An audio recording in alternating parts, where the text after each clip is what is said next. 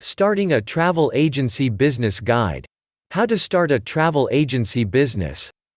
This video is designed to help to plan and start a travel agency business.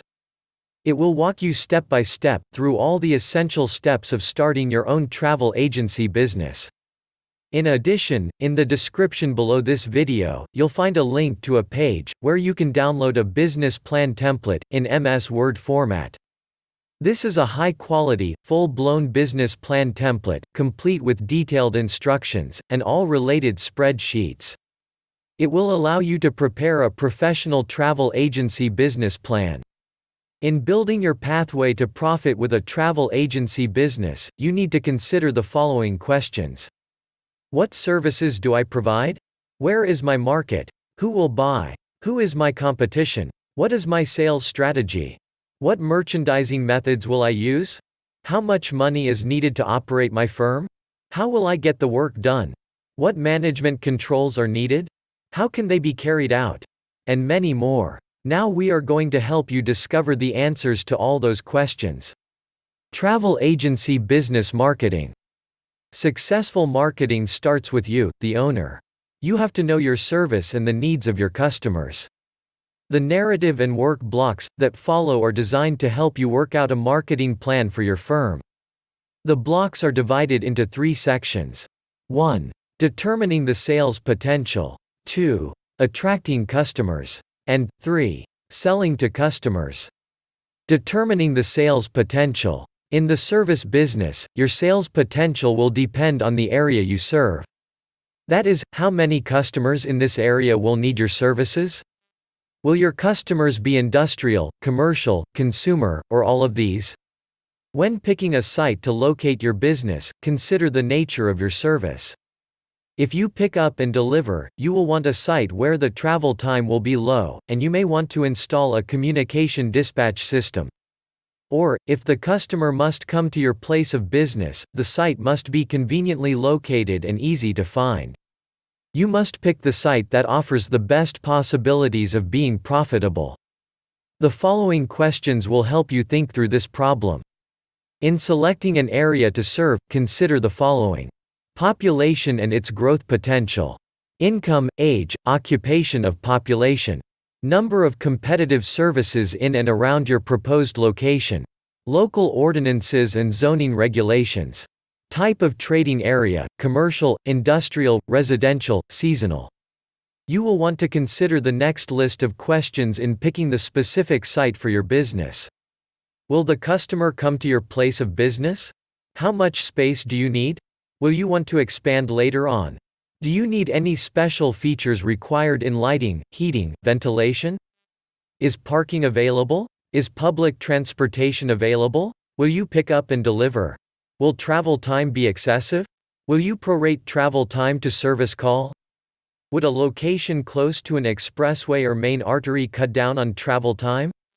If you choose a remote location, will savings in rent offset the inconvenience? If you choose a remote location, will you have to pay as much as you save in rent for advertising to make your service known? If you choose a remote location, will the customer be able to readily locate your business? Will the supply of labor be adequate and the necessary skills available? What are the zoning regulations of the area?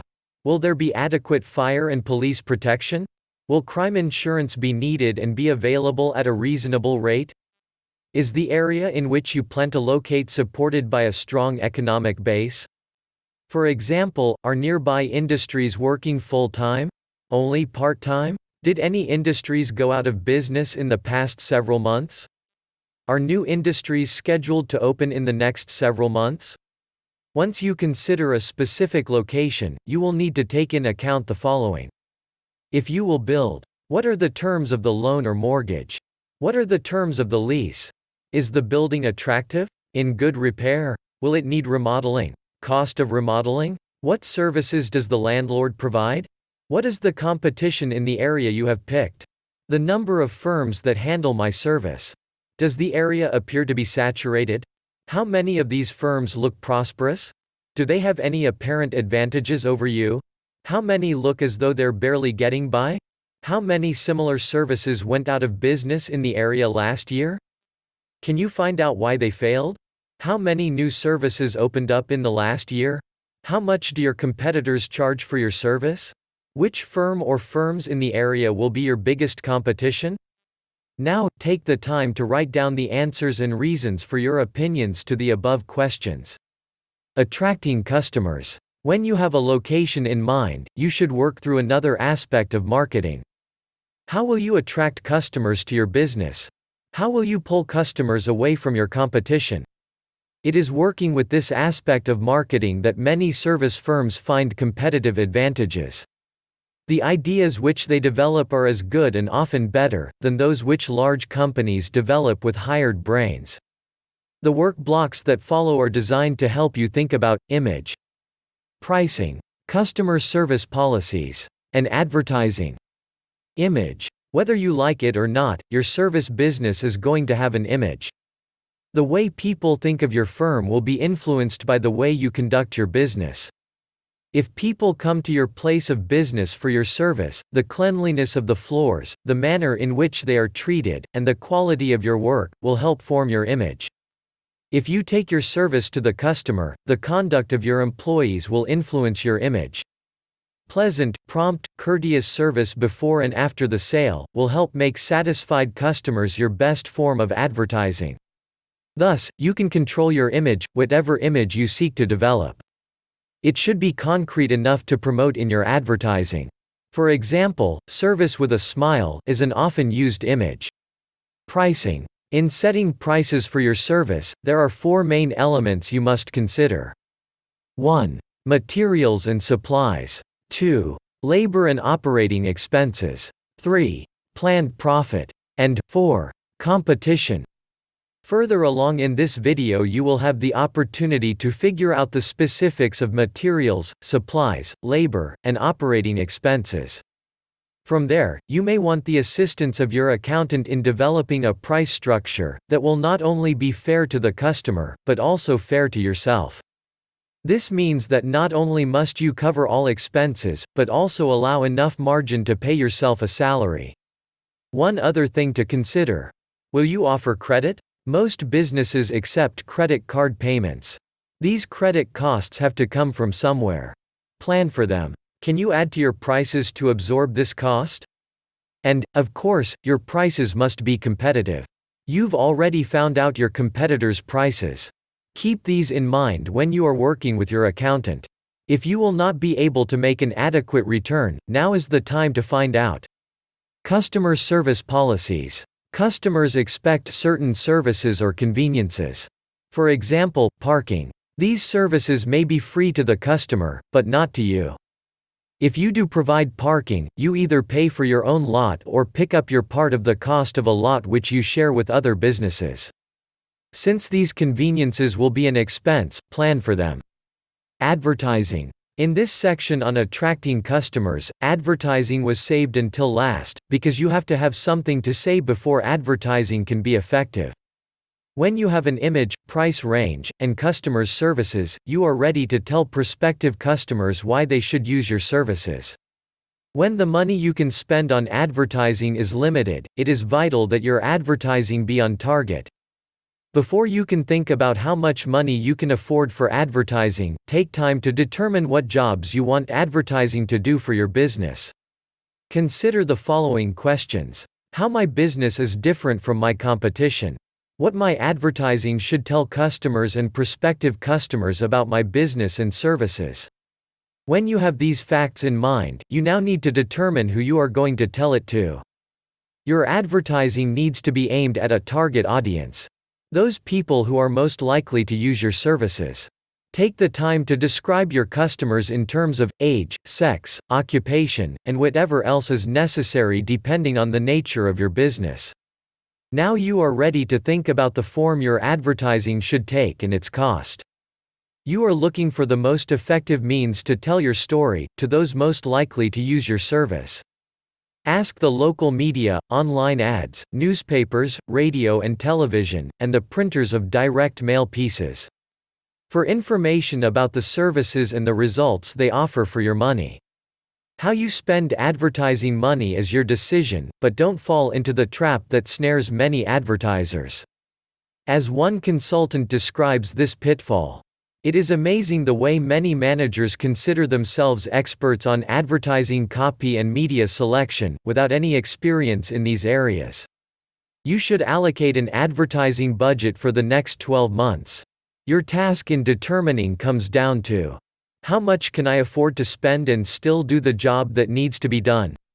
Selling to customers. To complete your work on marketing, you need to think about what you want to happen after you get a customer. Your goal is to provide your service, satisfy customers, and put money into the cash register. One-time customers can't do the job. You need repeat customers to build a profitable annual sales volume.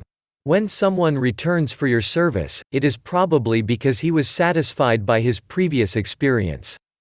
Satisfied customers are the best form of advertising. If you previously decided to work only for cash, take a hard look at your decision. Customers like to buy on credit. Often a credit card, or other system of credit and collections, is needed to attract and hold customers. Fixtures and equipment. No matter whether or not customers will come to your place of business, there will be certain equipment and furniture you will need in your place of business, which will allow you to perform your service.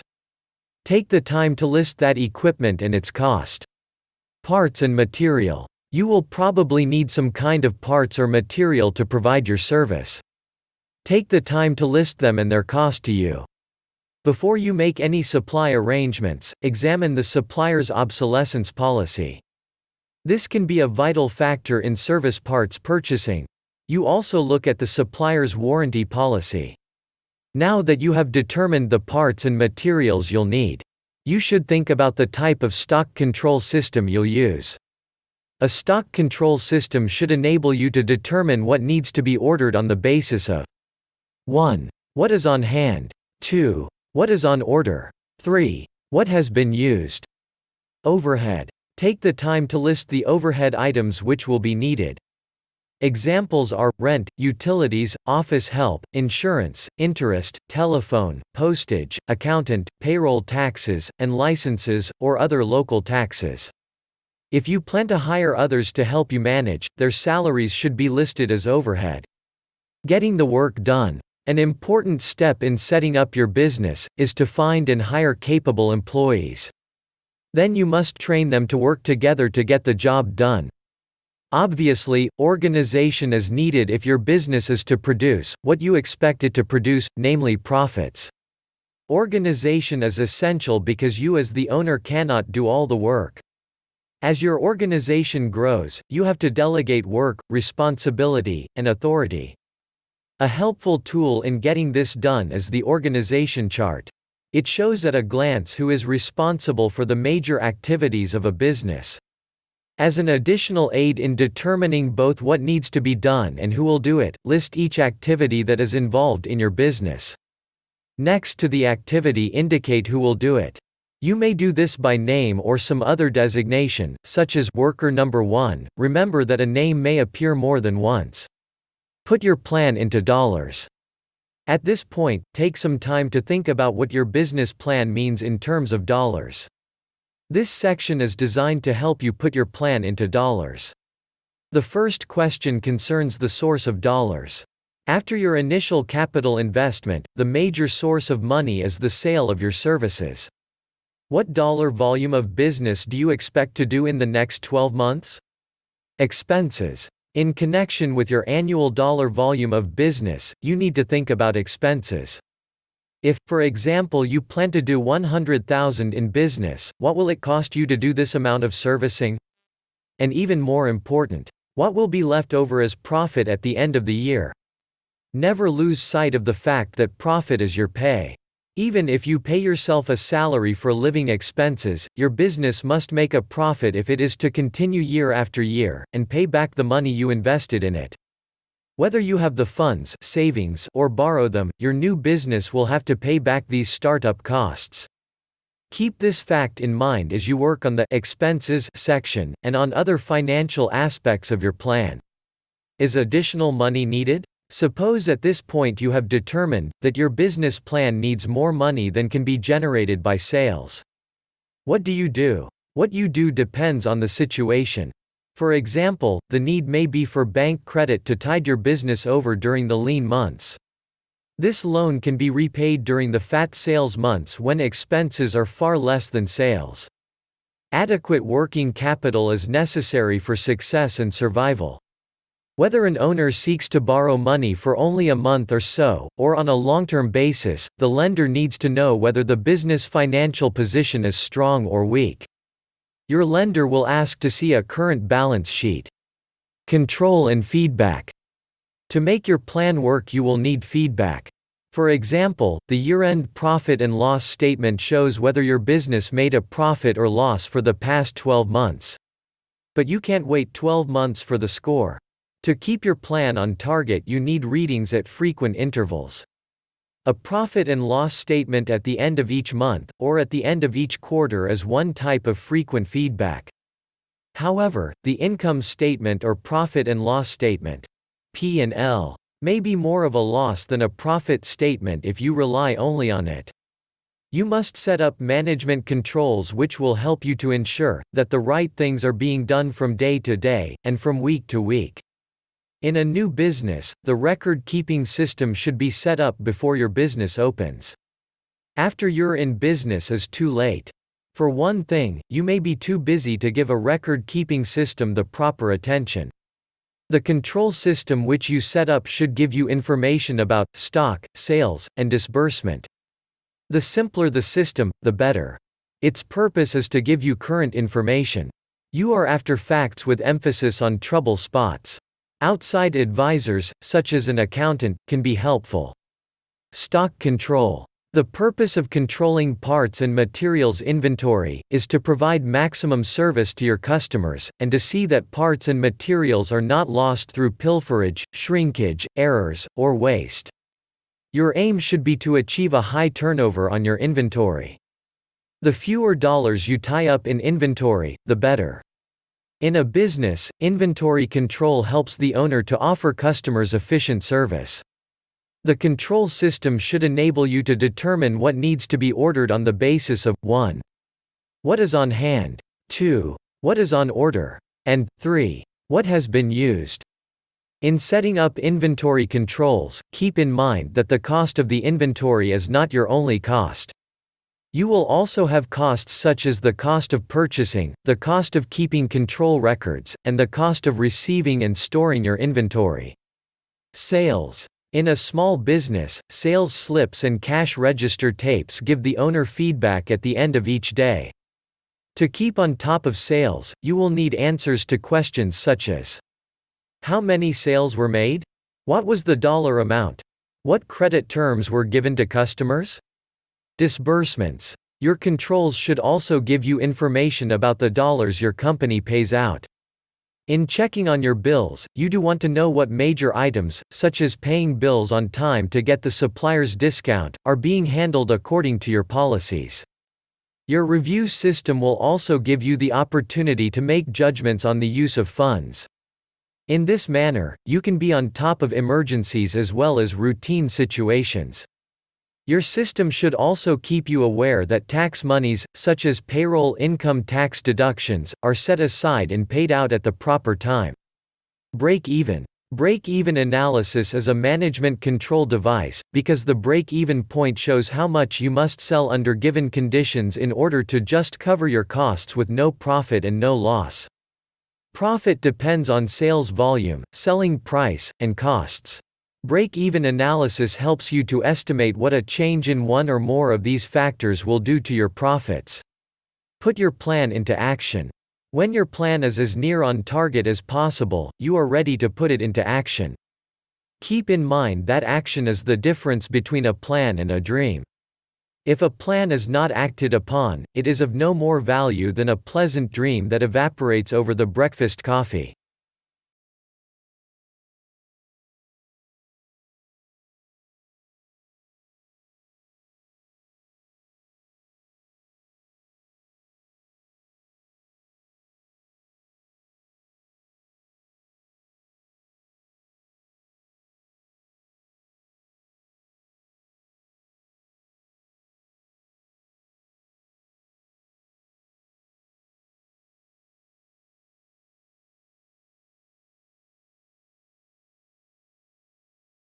Thank you for watching. Please like this video.